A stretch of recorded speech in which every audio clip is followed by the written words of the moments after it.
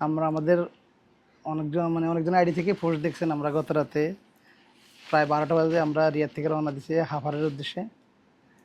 আসলে আমাদের এই প্ল্যানটা কোনো প্ল্যানই ছিল না। আমাদের বেশিরভাগ আমার বন্ধুদের ডিসিশন নিই, হুটার ডিসিশন নিই।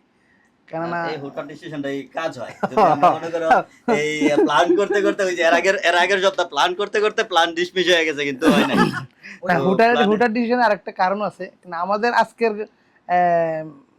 এটা ছিল কিন্তু বেশিরভাগই আমরা মানে মক্কা মদিনা করার কথা ছিল।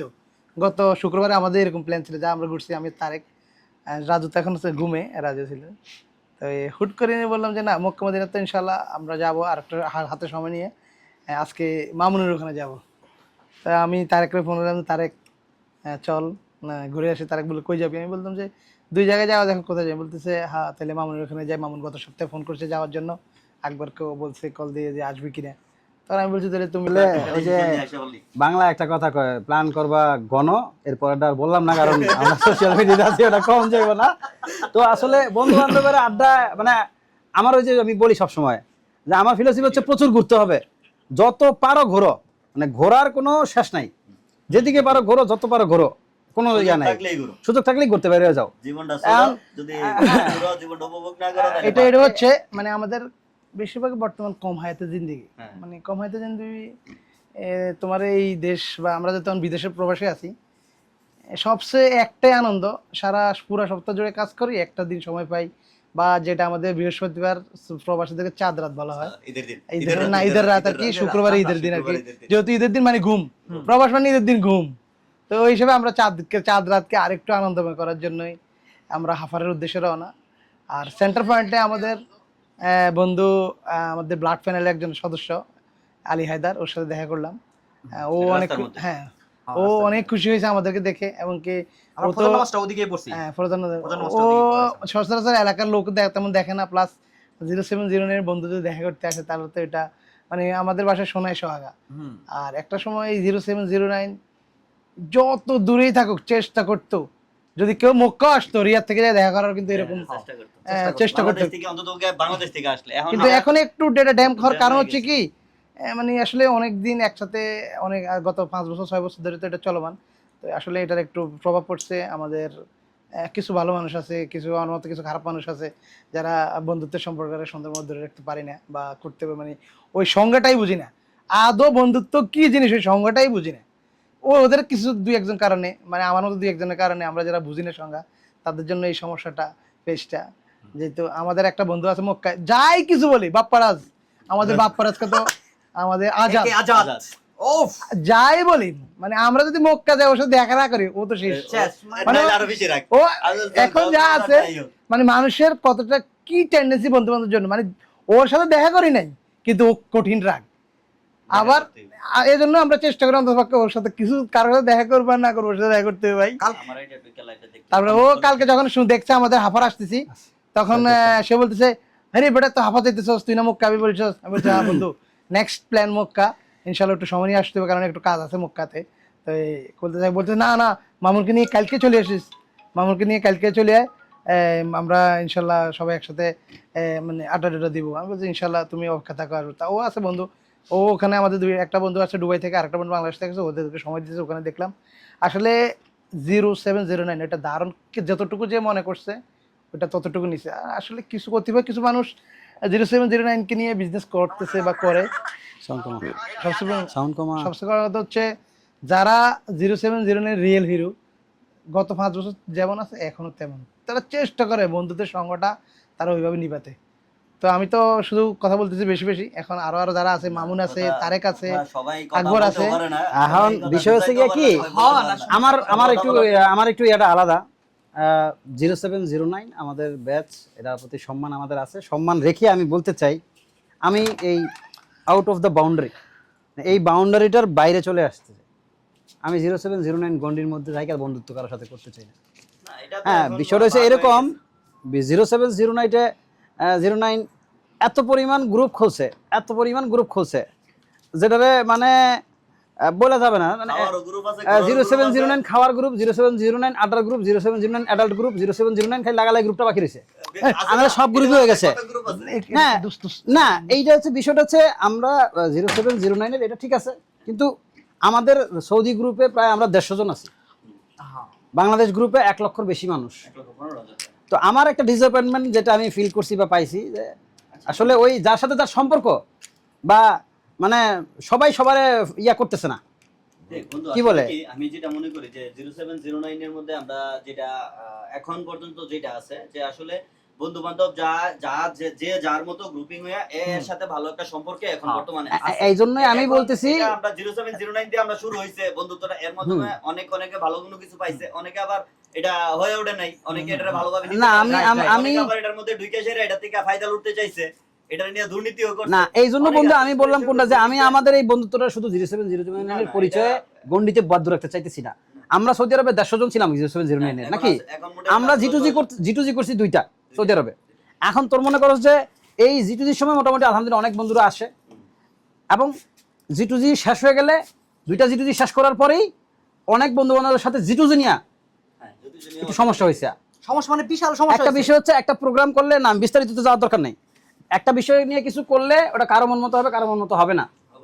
এখন তুমি যদি ওইটা ছাড় দিতেই না পারো তাহলে তুমি কি বন্ধুত্ব রাখার দরকার নেই। আবার একটা বিষয় হচ্ছে স্বচ্ছতার জায়গা থেকে সবার যার যার যে যেটা করি, কারণ আমরা ট্রান্সপারেন্ট থাকতে হবে। ট্রান্সপারেন্ট মানে কি স্বচ্ছ, এই যে কাচের মতো গ্লাসের মতো এপিটিপি দেখা যাবে। এই যেমন আমরা এই 10 জন 12 জন লোক আছি, মোটামুটি সবার সাথে সবার একটা ভালো সম্পর্ক, ভালো বন্ডিং সবসময় ছিল, সবসময় আছে। আমরা যেমন মনে করতেছি না আমাদের 10-12 জনের মধ্যে বন্ডি আছে, এমনও আরেকজন আছে তারা একটা গ্রুপ আছে 10-12 জন নিয়ে থাকতে পারে কিন্তু এই যে জানে যেটাই আছে তোমার কিছু কিছু মানে স্বার্থবাদী লোকের কারণে আসলে পুরা ব্যাচটা বদনাম। আমি কিন্তু এই যে একটু রাগের কারণ থেকেই বলছি বিষয় কথাগুলা, রাগের বিষয়টা হচ্ছে এরকম, মানে 2-4 জন স্বার্থবাদী লোক থাকে, ওই স্বার্থবাদী লোকদের কারণে পুরা ব্যাচ বদনাম। আরে ভাই, সম্মান কখনো জোর করে বা চায়া পাওয়া যায় না। হ্যাঁ, বন্ডিং কখনো তুমি জোর করে তৈরি করতে পারবে না। বন্ডিংটা তোমার নেচার আর আরেকজনের নেচার, মানে তোমার আর আমার নেচার যখন মিলা যায় তখন বন্ডিং এমনি হয়ে যায়, ঠিক আছে? আর তোমার কার্যকলাপ যখন ভালো হয় তখন সম্মান অটোমেটিক্যালি তোমার কাছে আসবে। সম্মান কেউ দিতে হয় না, সম্মান মানুষের নিজে থেকে আসে। তোমার বিষয়টা হচ্ছে যেমন আমি এই ব্যাচের সাথে আছি দীর্ঘদিন, কিন্তু আমি কোনো বিষয়ে কখনো কিছু করি না। আমার বাসা মুন্সিগঞ্জে, আমাদের মুন্সিগঞ্জ 7-9 এর গ্রুপও আছে, ওইখানে সবার সাথে আমার পরিচয় আছে। মুন্সিগঞ্জ কিন্তু আমাদের সাথে আমি কখনো এটা নিয়ে মাখামাখি করি না, কখনো মাখামাখি করি না। মাইনুল থেকে শুরু করে মাইনুল, সাথী, আলামিন, দীপ্ত, ওরা সবাই গ্রুপ নিয়ে কাজকর্ম করে, আমি ওদের সাথে গ্রুপে আছি, সব কিছুতে আছি, আমাদের আরো বন্ধু বান্ধব আছে, কিন্তু আমি এটা নিয়ে কখনো মাখামাখি করি না। চলতেছে চলুক, সমস্যা কই, ওর মতো আমি আমার মতো করলাম, যেটা ভালো লাগছে আমি করছি, ভালো লাগে না আমি চুপ করে রয়েছি, সরে আসছি। এটা নিয়ে তর্কে যাওয়ার তো কোনো প্রয়োজন নেই। আমরা আসলে ওই 7-9 কেন্দ্রিক আলোচনা আমি আসলে করতে চাচ্ছি না, যদিও 7-9 এর মাধ্যমে আমরা একত্রিত হয়েছি, কিন্তু ওইটার কেন্দ্রিক আলোচনা আর করতে চাইতেছি না। আমি চাইতেছি আলোচনাটা আমাদের সৌদি আরবের বন্ধু বান্ধব কেন্দ্রিক আছে। আমরা আজকের আলোচনা আমাদের এই ফাপেচা শোনার জন্য পাবলিকের সময় নেই, বয়ে থাকবে। আমাদের আলোচনা যেটা বিষয় ছিল, আমরা পাবলিকের সময় নাই বলতে এটা না, আমরা যে পাবলিকের জন্য ওইরকম না, আমরা আছি, আমরা আমাদের এই স্মৃতিময় যে জিনিসটা এটা আমরা ক্যামেরাবন্দি করে রাখতেছি। यस, এটার জন্যই তাহলে আমরা একটু আলোচনার টপিকটা চেঞ্জ করি, যেমন হচ্ছে আমাদের কর্ম, আমরা কি করি, সৌদি আরবের লাইফস্টাইল কি রকম, এটা যদি মানুষ মানে আমাদের স্মৃতিও থাকলো, পাশাপাশি যদি কেউ দেখে তার একটু উপকারও হলো, কেউ শুনলো, ঠিক না, যে আসলে কিভাবে কি চলে। এই তোরা দুইজন তো আসত আছে কোম্পানিতে, আমি আছি একটা ইলেকট্রনিক্স কোম্পানি ক্লিক অন ওয়ার্ল্ডে আছি, যে যা আমাদের সেম বাংলাদেশে যেমন ওয়ালটন কোম্পানিগুলো আছে, যেমন ওয়াশিং মেশিন, ব্লেন্ডার, তারপরে তোমার মার্কেটিং করতে কই নাই কুলার কি আমাদের কোম্পানি এটা নিয়ে আছে, তুই আসত মার্কেটিং এর কোম্পানির লোক ওই হিসাবে মার্কেটিং করতেই হয়। হ্যাঁ, যেহেতু বাংলাদেশে আছে, আমাদের বন্ধু বান্ধব দেখবো ক্লিক অনের পণ্যগুলো বাংলাদেশ থেকেও নিব, কম দামে নিতে চাইলে আমরা সেটা আমি উপকৃত হবো। কেমন তুমি উপকৃত হলে বাংলাদেশ থেকে তোমার লাভ কি? বাংলাদেশ গ্লোবালি তো এটা না, এটা হবে। ঠিক আছে, তুমি বালবাক না করো না, তুমি চুপ যাও, আমরা গ্লোবাল অ্যাম্বাসাডর বানাই নাই। আচ্ছা যাই হোক, আচ্ছা আমরা কিন্তু গালি দিই না ওরে, ঠিক আছে? টাকলা মুরাদ করলে একটা গালি হইতে পারে, কিন্তু বালবাক না গালি না, কারণ আমার বন্ধুর বাল মানে হিন্দিতে চুলের বাল কইতো, বাল বেগুন মাখিয়ে গেছে। যাই হোক, আসলে আমাদের সেফটি ইঞ্জিনিয়ার হিসেবে কোম্পানিতে মানে ওইটা আমরা আছি, আমরা কনস্ট্রাকশনের কাজ করি। তারেক বিশিষ্ট বিশাল ব্যবসায়ী। বাংলাদেশে একজন রিয়েল এস্টেট ডিরেক্টর, কোম্পানির নাম কি? RMT builders. RMT builders director হিসেবে আছে। আর আমি আছি এখানে সৌদি আরব, ছোটখাটো একটা ব্যবসা নিয়ে আছি।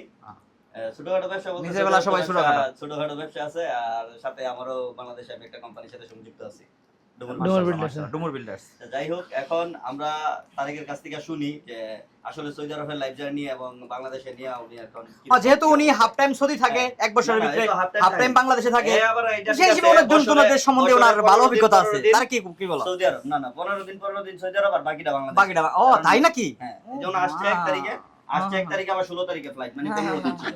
শেষ, আবার 8 মাস পরে আসবো। আর ঠিক রাখে আর কি, কাগজ ঠিক রাখে যাতে তোমরা করতে পারে। তো বন্ধু, তোমার সৌদি আরবের জার্নি বা কতদিন হইছে আইছো, তুমি কি আসো বিষয়, এখন কি অবস্থায় আছো, এটা যদি সবাই প্রবাসীরা তোমার কাছ থেকে কি পাইতে পারে বা কি শিক্ষা আছে তোমার জন্য, তোমার কাছে?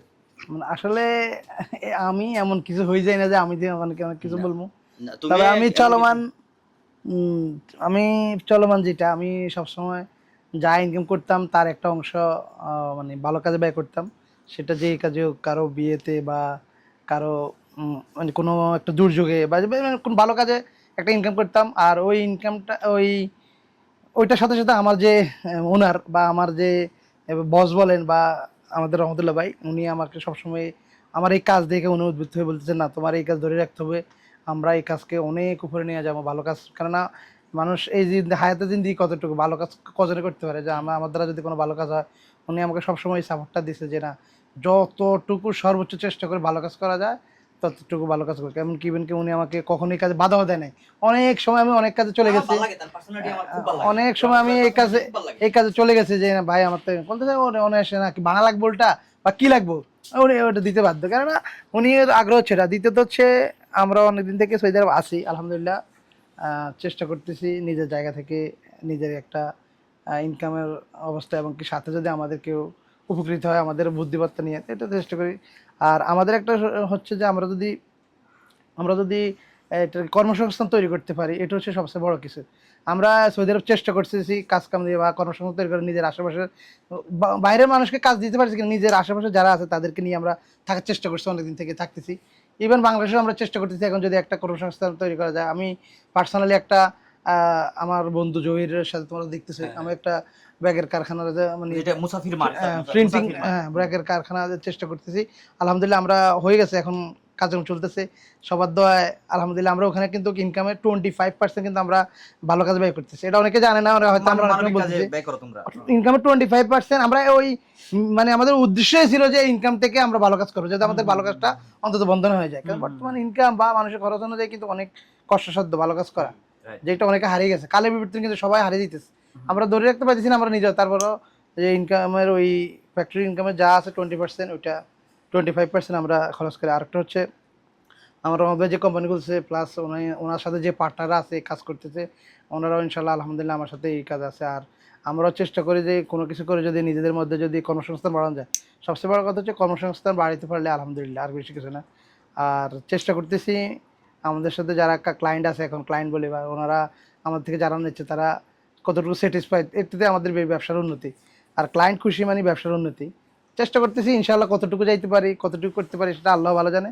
তবে চেষ্টা অব্যাহত থাকবে ভালো কাজ করার। আর আমরা তো কোনো বুদ্ধি পরামর্শ আসলে দিই না, তারপর আমাদের বুদ্ধি থাকবে। আপনার যদি ন্যূনতম কিছু থাকে আপনার কাছে, আপনি ওইটা নিজের কাছে না রাইখা আপনি ভালো একটা কাজে ব্যয় করেন, মানুষ দেখা যেখানে আপনার ট্রাস্টেড হবে ওইখানে ব্যয় করেন। আমি বলবো যে আমার কাছে বা বন্ধুরা আছে এরকম নেই, আপনার যেখানে ট্রাস্টেড মনে হইব, যেখানে করলে আপনি মনে হয় স্যাটিসফাইড ওইখানে করবেন। তবে টাকা টুকা অগোছালো রাইখে অন্য জায়গায় না রাইখা ভালো একটা কাজে নিজের কাছের মানুষ বা নিজের দেখার মানুষ বা নিজের ট্রাস্টেড মানুষের কাছে এটারে কাজে লাগিয়ে দেন। কারণ আমরা 17 বছর থেকে বিদেশ কইরা ওইরকম কোনো কিছু কাজে লাগাইতে পারিনি, বা আমাদেরকে পথ দেখানো কেউ ছিল না। সজাগ কথা হচ্ছে পথ দেখানো কেউ ছিল না। আমরা কিন্তু চেষ্টা করতেছি আমাদের নিচের যারা আছে, আমাদের যদি ছোট ভাইরা আমাদের 200 টাকা দেয়, আমরা 400 টাকার পথ দেখাই দিই তাদেরকে, কিন্তু এই কাজটা আমাদের করে দেওয়ার কেউ ছিল না, ছিল না। তো তাই বলি এমন না, আল্লাহ তো আমাদেরকে অনেক ভালো রাখছে। আমি মনে করি যোগ হারে আল্লাহ আমাদেরকে অনেক ভালো রাখছে আলহামদুলিল্লাহ।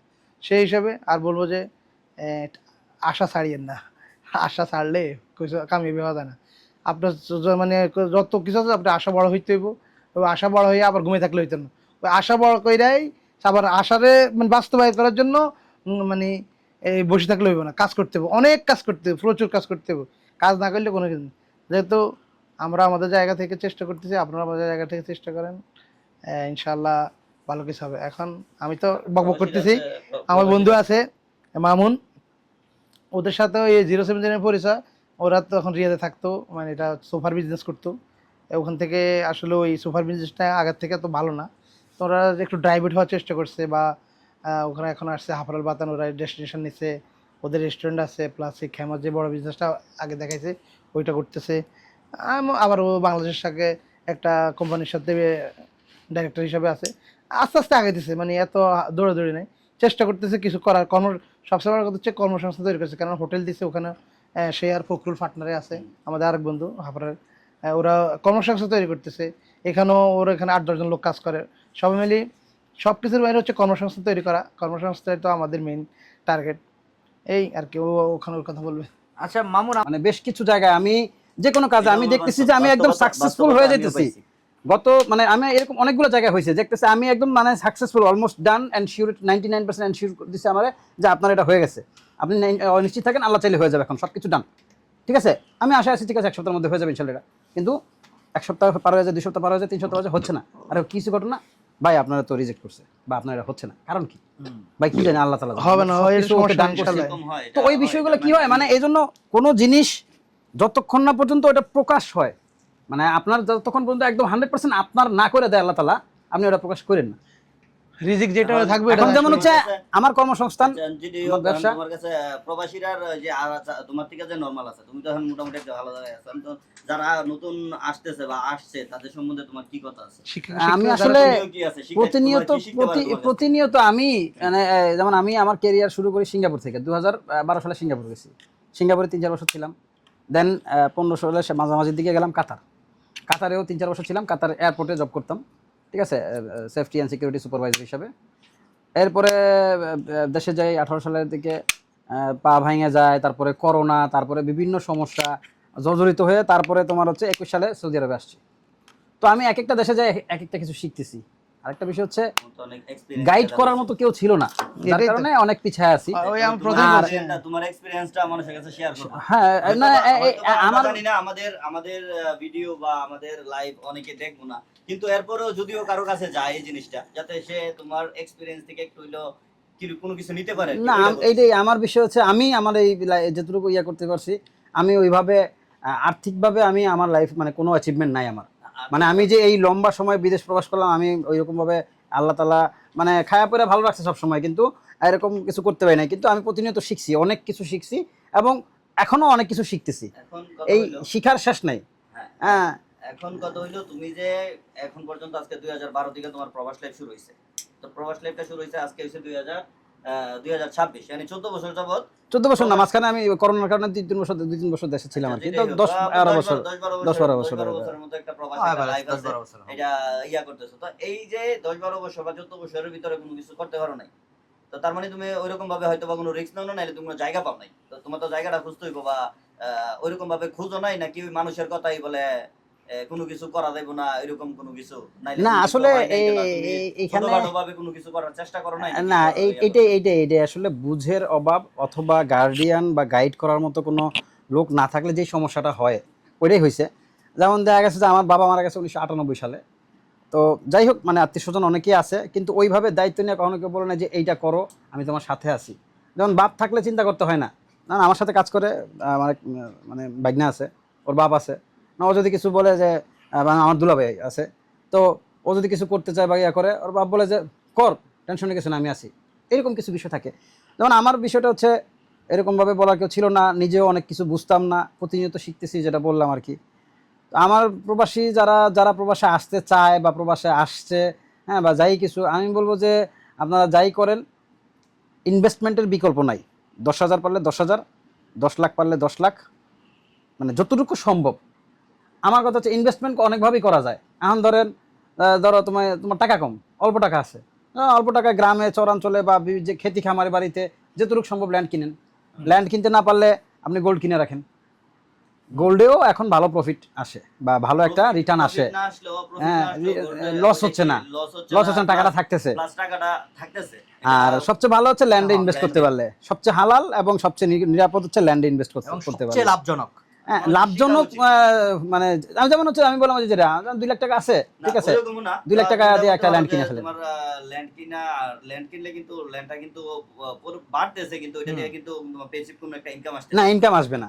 না, এখন প্যাসিভ ইনকাম আসার জন্য যেটা ইনভেস্টমেন্টে যাইতে হবে, সেই ইনভেস্টমেন্টের জন্য আসলে নিরাপদ একটা জায়গা খুঁজে পেতে হবে।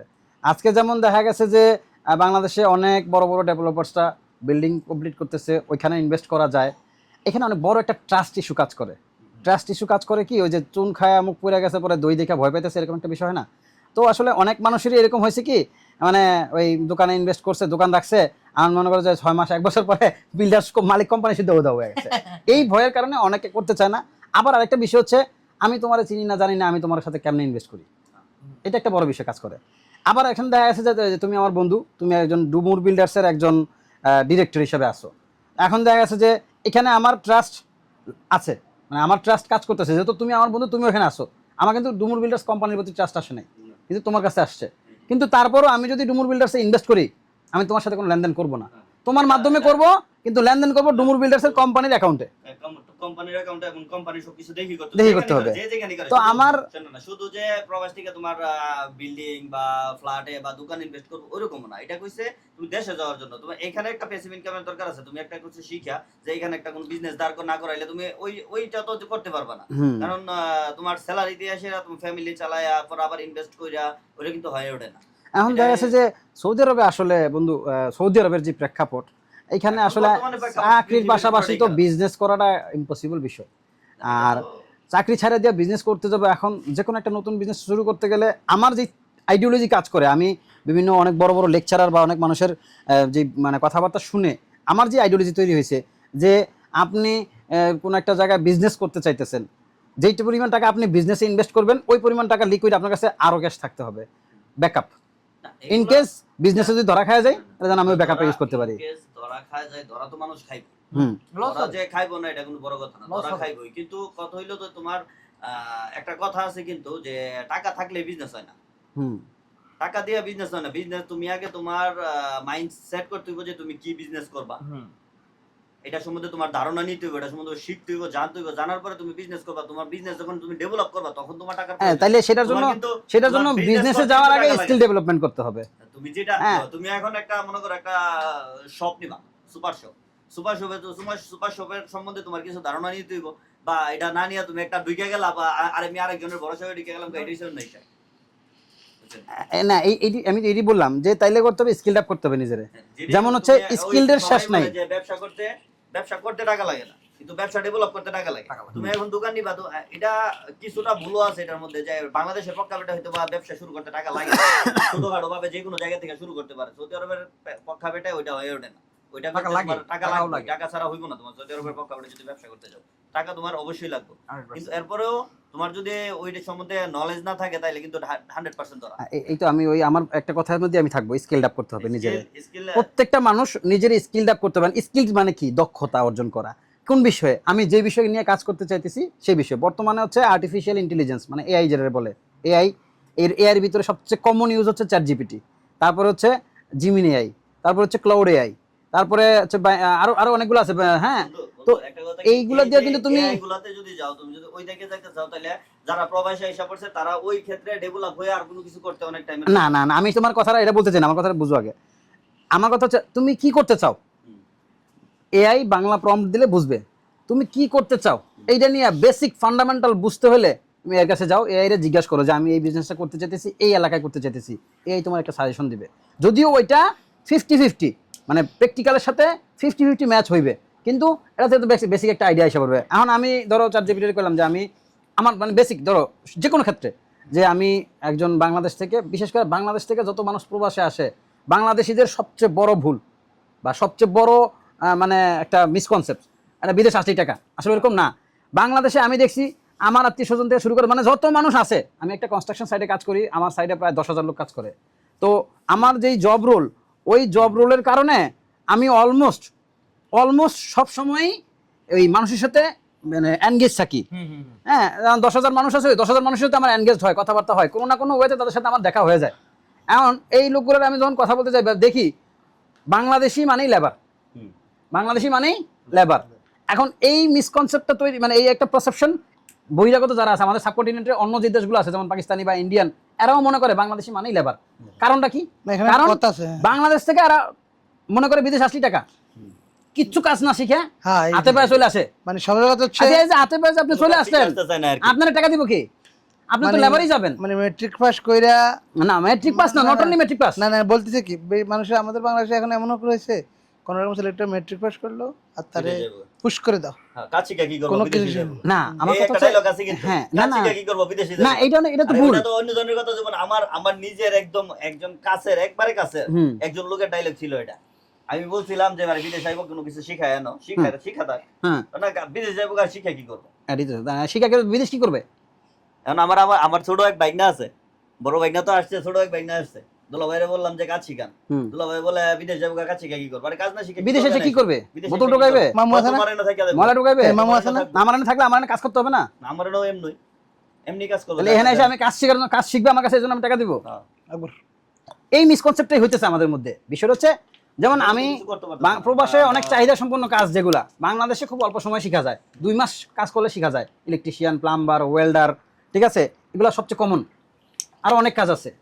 তো আমার কাছে মানে এমন হয় যে এই যে প্রবাসী যারা আসে মানে শুধু এই মানে কোনো কাজ না শিখা, কোনো কিছু না করে এখানে চলে আসে, যার কারণে হচ্ছে এখানে এসে প্রস্তাবিত হয়। এই জন্য 100% বলে দিয়ে। হ্যাঁ, এই তো আয়া বলো দিয়ে কাজ করতে হবে 90% বা কাজ জানে না, বলে এই দিয়ে সেই কাজ করে করতে আমাদের হবে। বাঙালিরা।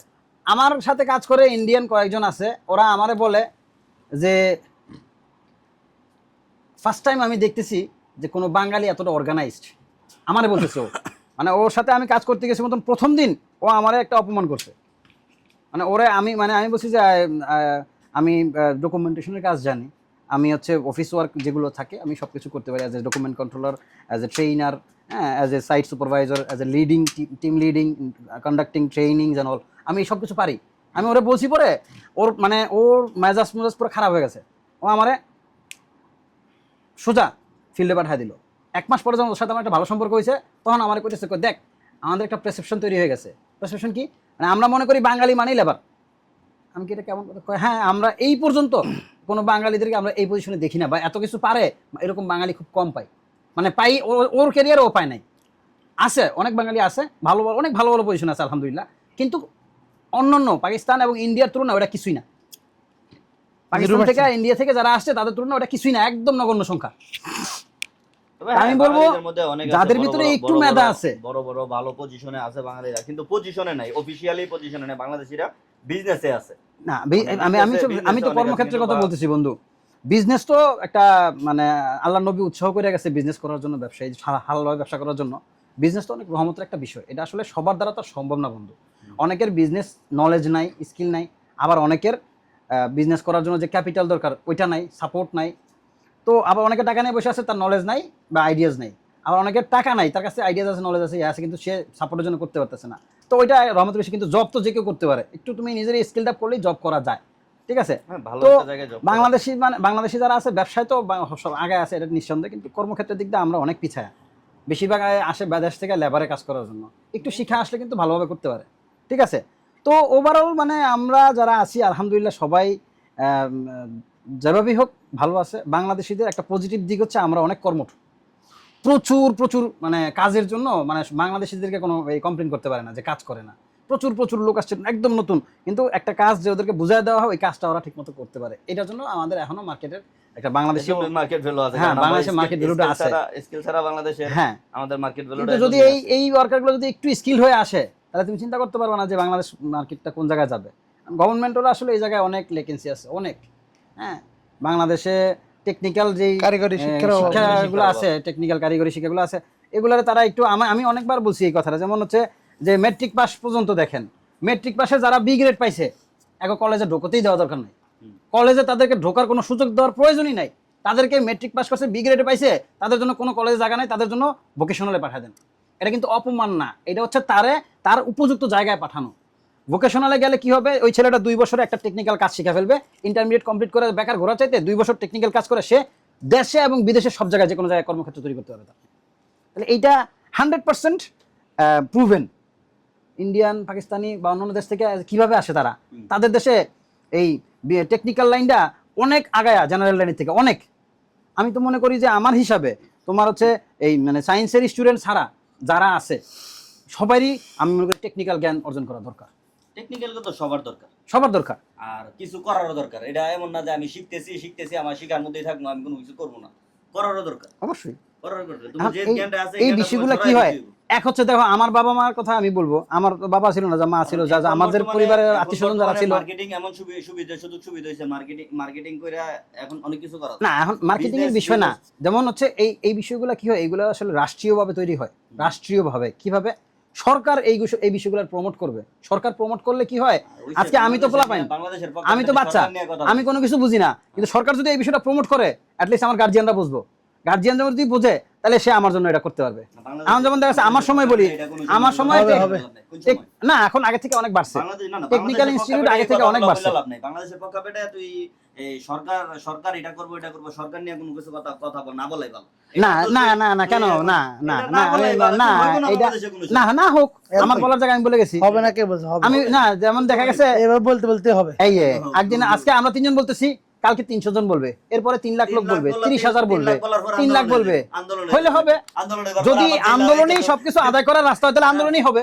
আন্দোলন করে আদায় হবে না তো, আন্দোলন করবো তুই তোরা তো 3 লাখের মধ্যে 3 জন গিয়ে আন্দোলন করে 3 জনে 3,000 কোটি টাকা লেগে দেবো। তারপরে দেখে ভাই 2,97,999 জন না না উপকমিটি আর কমিটি লেদারাদারি করবা।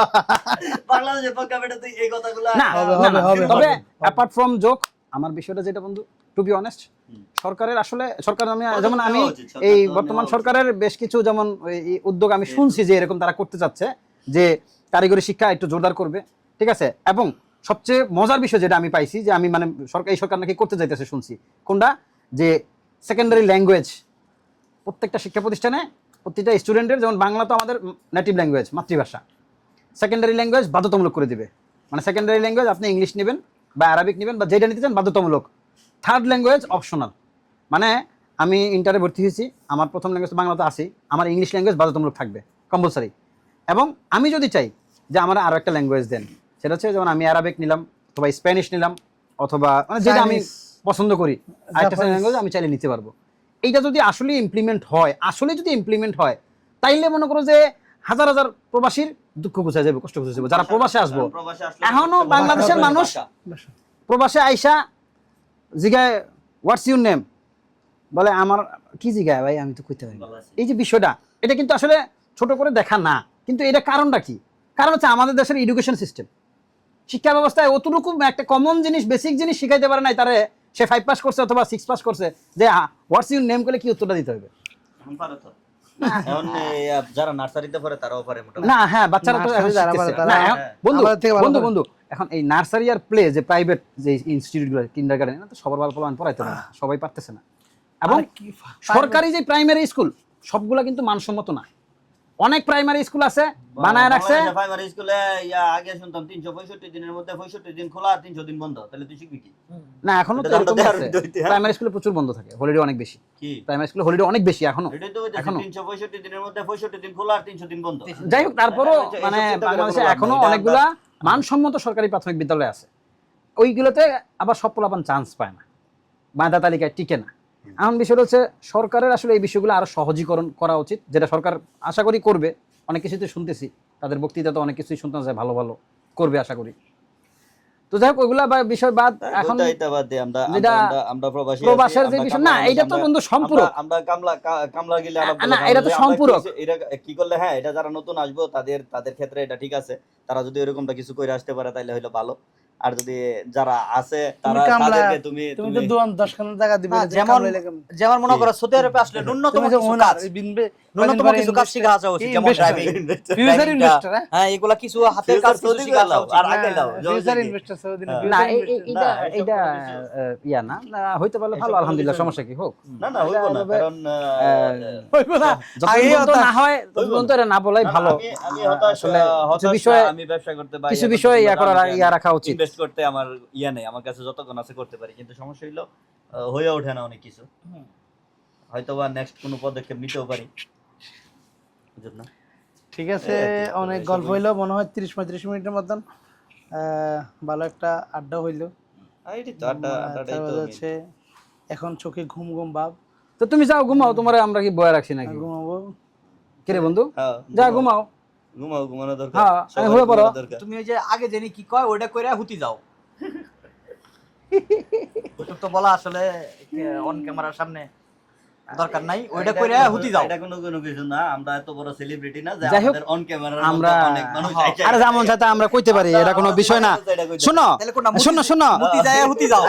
আমি বলি, আমি বলি না, বিষয়টা হচ্ছে এই মানে মানুষ এখন এই বাংলাদেশে আর কি বাক স্বাধীনতা বলতে বাংলাদেশে একটা চর্চা চলতেছে, এই বাক স্বাধীনতার নামে যায় যারে মন চায় দুইয়া দিতে পারে। তো তুমি আমি একটু কথা কইতেই পারি, এটা তো অনেকেই বলে, প্রত্যেকটা মানুষ সব জায়গায় ব্যবহার করে। আমরা যদি একটা কথা কইলে কি এমন যাবে? না, তবে বন্ধু আমাদের সেলিব্রিটি মানুষ তোফাজ্জল হোসেন নূর বাংলাদেশে তুমি তোফাজ্জল হোসেন নূর কইবা, তুমি ভুল করে লাইবা। আর বুলে নুর হোসেন নুরানি কইলাও না।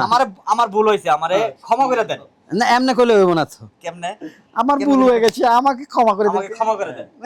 এমনে না, এমনি কাইন্দা কাইন্দা করতে হইব। অনেক লোকের ক্রাশ আমাদের বন্ধু। না, অনেক লোকের ক্রাশ হইলো না তো, অনেক হাজারো নারীর ক্রাশ এটা কইতে পারো তুমি। অনেক লোকের ক্রাশ যদি কইতে যাও কাউরে, হ্যাঁ সরাসরি বললে না সরাসরি যে কোনো বলতেছো। মানুষের না, অনেক লোকের বলতে কি বোঝায়? লোকের ক্রাশ হইতে পারে না, অনেক লোকের আইডল হইতে পারে। আইডল, অনেক লোকের হ্যাঁ, লোকের আইডল। এই ক্রাশ শব্দটা অন্য জায়গায় ব্যবহার করা হয়। আমাদের এখন ওই বয়স নাই, এখন বুড়ো হয়ে গেছে গা, না ওই বুড়ো হয়ে গেছে গা, ওই জায়গায় ক্রাশ করা চলবে না।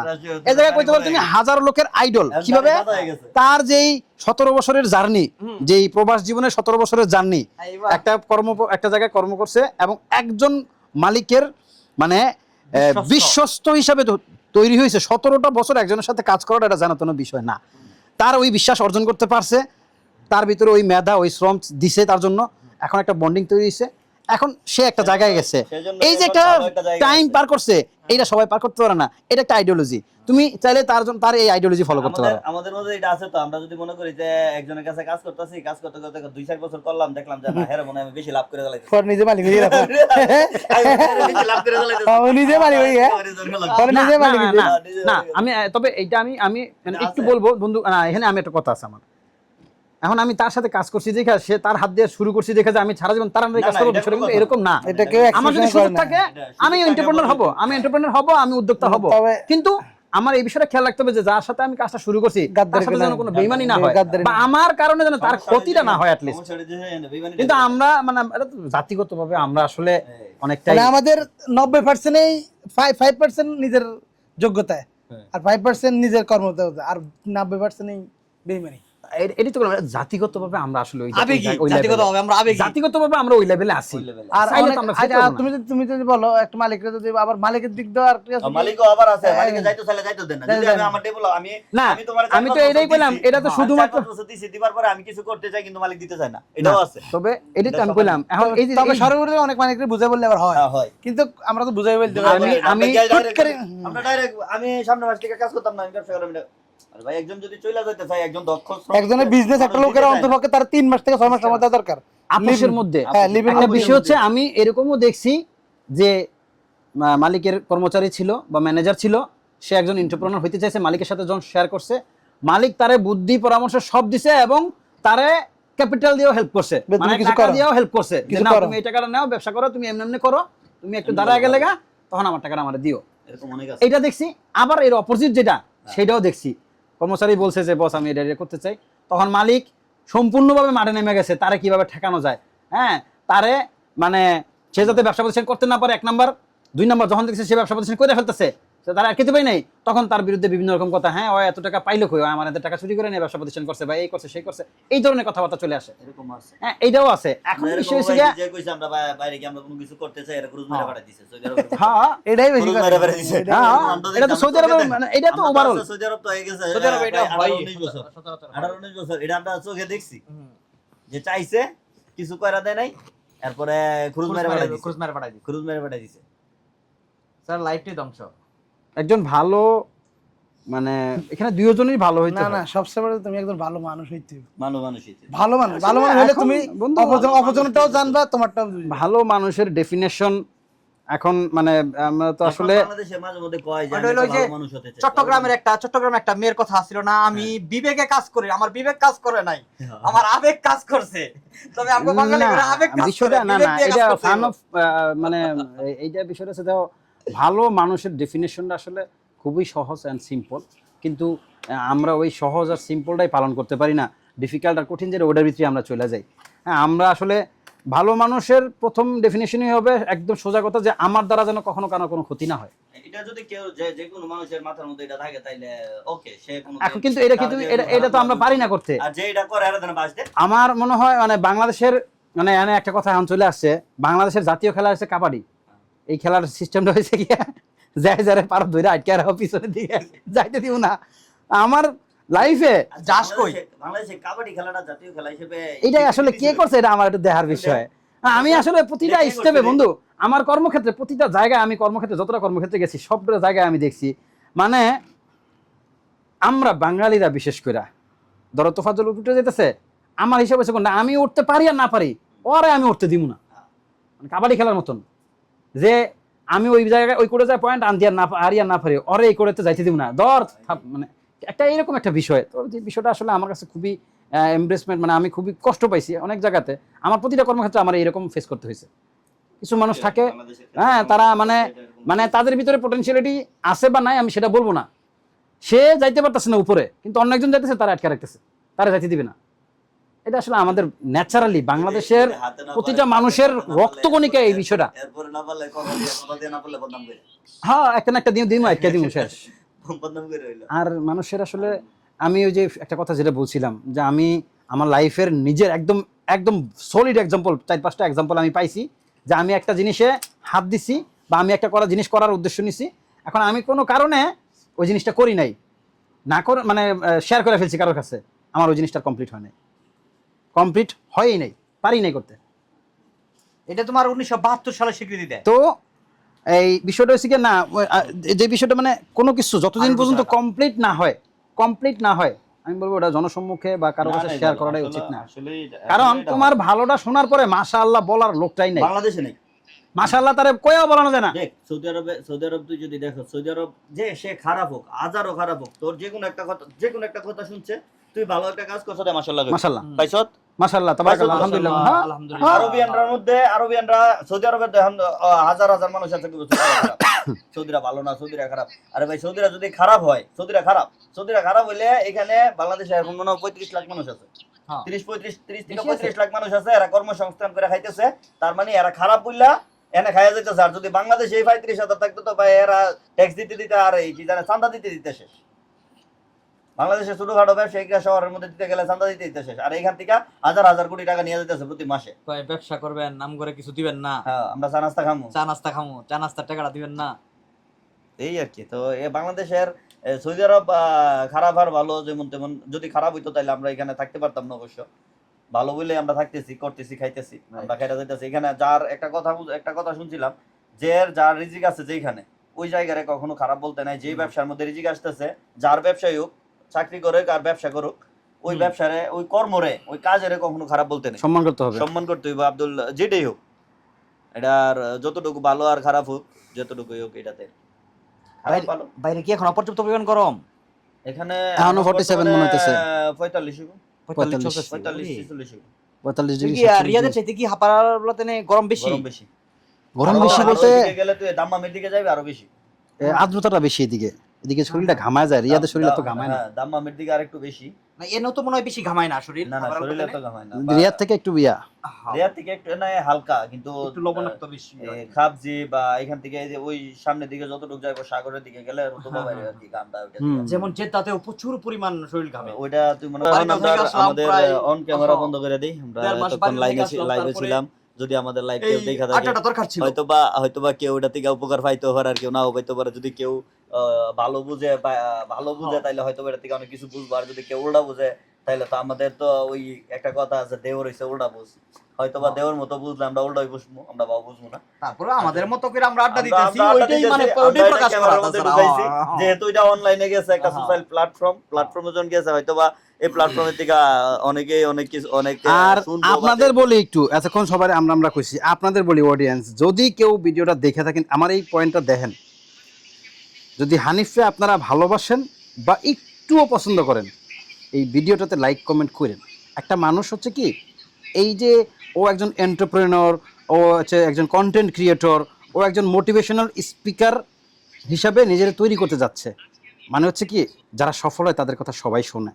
তো ও আলহামদুলিল্লাহ একজন সফল ব্যবসায়ী এবং হচ্ছে সফল কন্টেন্ট ক্রিয়েটর হতে যাচ্ছে।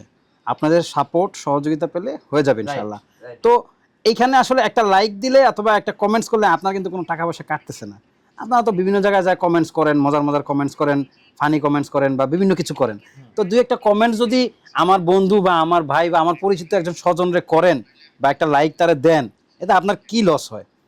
এই জ্বালা পড়াটা একটু সাইডে রেখা একটা লাইক, একটা কমেন্ট, মন চাইলে একটা শেয়ার শেয়ার করে দিন। হ্যাঁ আমাদের এখানে কিন্তু সবাই কন্টেন্ট ক্রিয়েটর। আমার বন্ধু হানিফ, আমার বন্ধু তোফাজ্জল নুর ইসলাম, আমি নিজে, আমার বন্ধু আকবর আলী ওরফে চেষ্টা করতেছে সাদা চুল। এমনি তো তোরা দুইজন হ্যাঁ, হ্যাঁ, তোরা ঠিক দুইজন আছে। একটু পাকনা চুল। ভালো হতে আছে, তো বিষয়টা হচ্ছে মানে চেষ্টা করতে কাজ করার মানে এটা জাস্ট এমনি নর্মালি ফেসবুক তো আমরা সবাই চালাই, তো প্রফেশনাল মোড যেহেতু অন করা আছে, একটা ছবি বা একটা ভিডিও দিলে ওখান থেকে 2-1 পয়সা যদি আসে তাহলে আপনাদের তো লস নাই কোনো না। দয়া করে। আপনারা আমাদের ভাই বন্ধু পরিচিত জন আত্মীয় জন হিসাবে একটা লাইক একটা কমেন্ট তো করতেই পারেন। না না আসলে যে কন্টেন্ট ক্রিয়েশন বা কন্টেন্ট ক্রিয়েশনে আসার যে উদ্দেশ্য আমি মনে করি, আমি আসলে টাকার জন্য কন্টেন্ট না, আমি ওই টাকার জায়গায় আমরা যাবই না। একজন ক্রিয়েটর, একজন মোটিভেশনাল স্পিকার হিসাবে তৈরি হওয়া। আমার কথা হচ্ছে তুমি আমি বা আমরা যে কেউ, আমরা যদি মানে আমরা যদি বিভিন্ন উপদেশমূলক যে কথাগুলো বা মোটিভেশনাল যে স্পিচগুলো আমরা দিব, এমন না যে এই বিষয়গুলো নতুন নতুন নতুন কোনো শব্দ না, এগুলো হাজার বছর ধরে চলে আসতেছে, অনেক মোটিভেশনাল স্পিকার বইলে গেছে, কিন্তু ওইটা হয়তোবা সবার কানে যায় নাই। আমার মাধ্যমে হয়তোবা একজন নতুন মানুষের কানে যাইতে পারে, ওই একজনের উপকারও হইতে পারে। তো ওই একজনের উপকার হওয়ার জন্য আমার এই কাজ করা। আমরাও যে চিন্তা ভাবনা করতেছি বা কোনো কিছু করতেছি, আমরাও কারো না কারো কথা শুনি। আমরাও তো আমি প্রতিদিন কমসে কম 10-20 জনের ভিডিও, মোটিভেশনাল ভিডিও আমরা দেখি, ওইখান থেকে একটা না একটা নতুন কিছু শিখি। তারপর হচ্ছে কিছু বই আছে, আমরা নতুন কিছু বই আছে, এই বইগুলো আমি পড়ি মাঝে মাঝে, সময় পাইলে একটু পড়ার চেষ্টা করি অনলাইনে বা ফিজিক্যাল বই কিনে, ওইখান থেকে কিছু শেখা যায়, সব মোটিভেশনাল। লাইফ সেভিংস মানে কিছু নিয়ম আছে, লাইফটারে ডেভেলপমেন্ট করার অনেক সিস্টেম আছে, আমরা যদি একটু চেষ্টা করি তাহলে সম্ভব। যাই হোক, তুমি আজকের সেশনটা এখানেই শেষ করতে পারো বন্ধু। আচ্ছা ওকে, আমরা অনেকক্ষণ আড্ডা দিলাম, প্রায় 1 ঘন্টার মতো আমরা কথা বললাম। আসলে আড্ডা আমরা তোফাজ্জল নূর আবার বিরক্ত হইতেছে, ওর ঘুমাইতেছে, ঘুমাইবে। হ্যাঁ, একটু বন্ধ করে দাও, বন্ধুরে ঘুমাইতে দেই। হ্যাঁ, আমরা এখন বন্ধ করি, আমরা আজকের জন্য এখানে অফ করি। ভালো থাকবেন সবাই, সবাই ভালো থাকবেন। ধন্যবাদ। আসসালামু আলাইকুম ওয়া আল্লাহ রাহমাতুল্লাহ। হাফেজ। শেয়ার করতে ভুলবেন না।